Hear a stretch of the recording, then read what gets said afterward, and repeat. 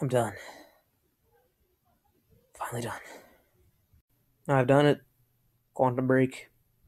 Beaten. All done and finished. And all that doneness. So, last time I talked about Quantum Break, we were talking about judging off reviews. People are saying, it's the best Xbox One exclusive yet. An absolute pleasure to play. And all that, and 9 to 8 out of 10s. Yeah. After all, it's Remedy, so, yeah, Remedy. Blood, intense violence, and strong language. Kid, you're like 7. Why are you playing Quantum Break? So, let's see if I think that Quantum Break is as good as everyone says that it is. First question. Is Quantum Break the best Xbox One exclusive? It's at least the second best, okay? I mean, Ryan, what's the best then if Quantum Break is? Well, I'm kind of like shuffling through a few different games. Between Halo 5, the Master Chief Collection, I mean, it was broken at launch, but you get the point. Then Just Cause 3 is coming out later this year. And so is Scalebound, and Fable Legends was supposed to, but Microsoft. Why can't Bill Gates get a girlfriend? Because his penis is Microsoft, I'm sorry. So, of course, we all know that, Quantum Break is a game without multiplayer or anything. It's just a single-player experience, so... Yes, and we've already assessed that it's a good game, but simply for the fact that the game probably doesn't have that much replay value, and you're probably going to be able to beat it in a decent amount of time, the question does stand. Should you buy Quantum Break? I'm no longer going to be basing my reviews with, bias or anything, because I have kind of done that a little bit. Halo 5 is not a 9 out of 10, I'm sorry. In my opinion, I like it more than a 9 out of 10, but I don't think that's really how good the game is. And I'm not going to be giving any point scores anymore. I'm simply going to be saying, should you buy the game? What are the qualifications for you, personally, if you should buy the game or not? Now, of course, this is a Windows 10 Xbox One exclusive, so otherwise you don't really have much reason to be watching this unless you just want to hear me ramble. Spoiler-free review, let's get her done. Story. You play as Jack Joyce. Once again, not really that great protagonist. His character isn't terrible, but it's not really that great. Moving on. Basically what happens is you're called back to your hometown where your brother and your best friend have been working on these experiments in this university. Little did you know that they built a fucking time machine. Yeah, time machine. How it works actually makes a lot of sense, though. Kind of, it just looks like it would make sense.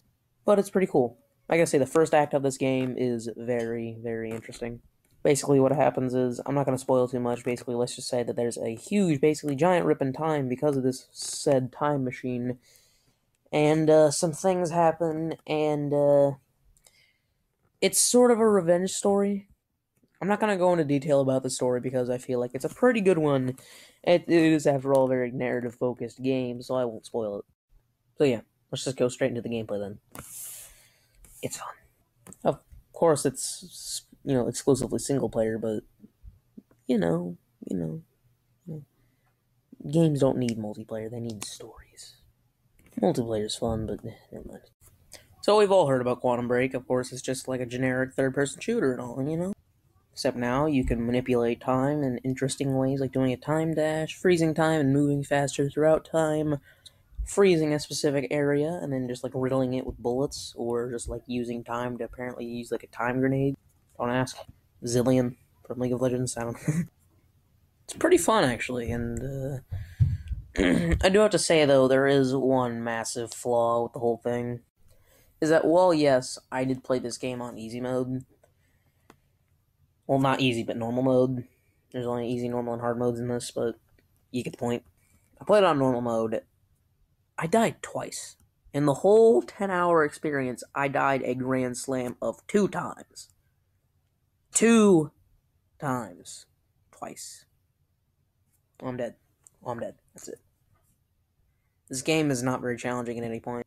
It could probably be a lot more difficult on, like, hard mode or something, but... The gameplay is good, okay? It's good.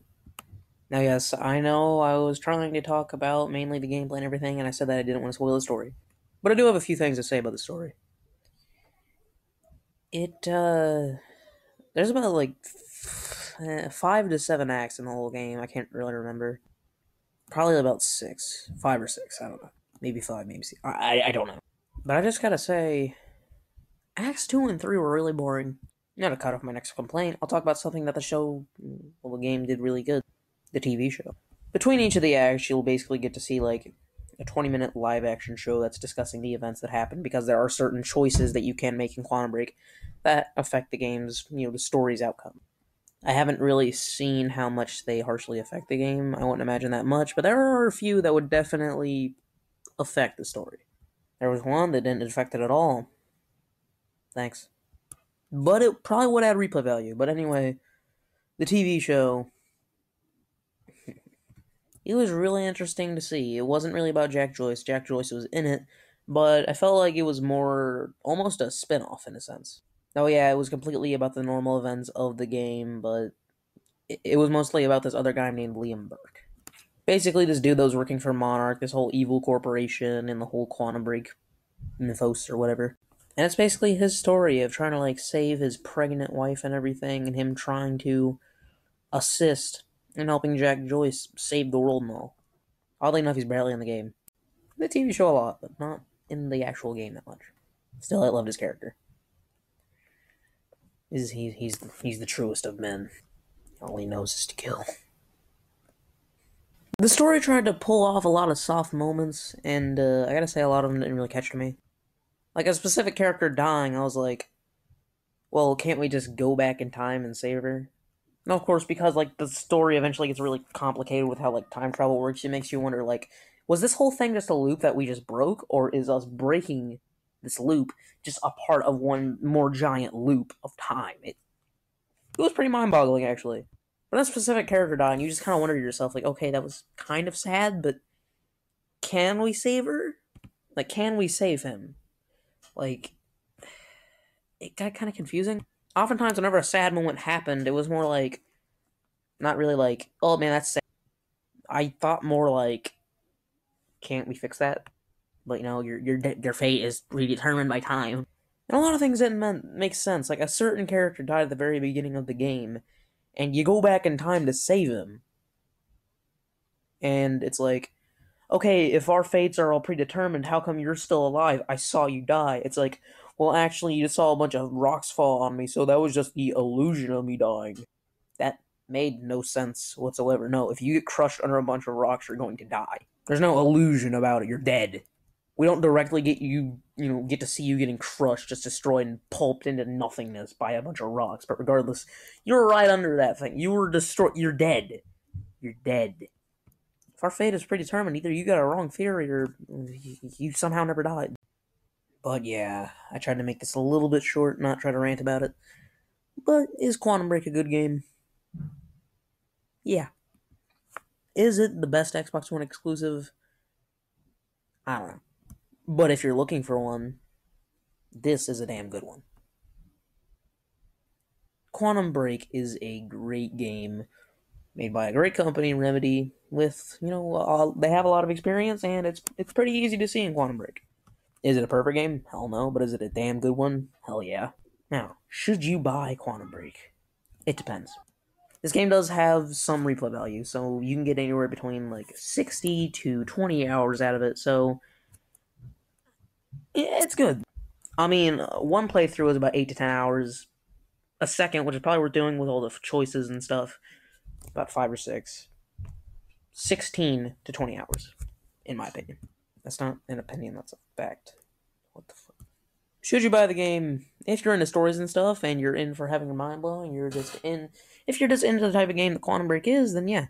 However, if you're just in things for more gameplay and just looking for things with a bit more value, something you can get a lot of time out of, I don't think Quantum Break will be for you. But overall, should you buy Quantum Break?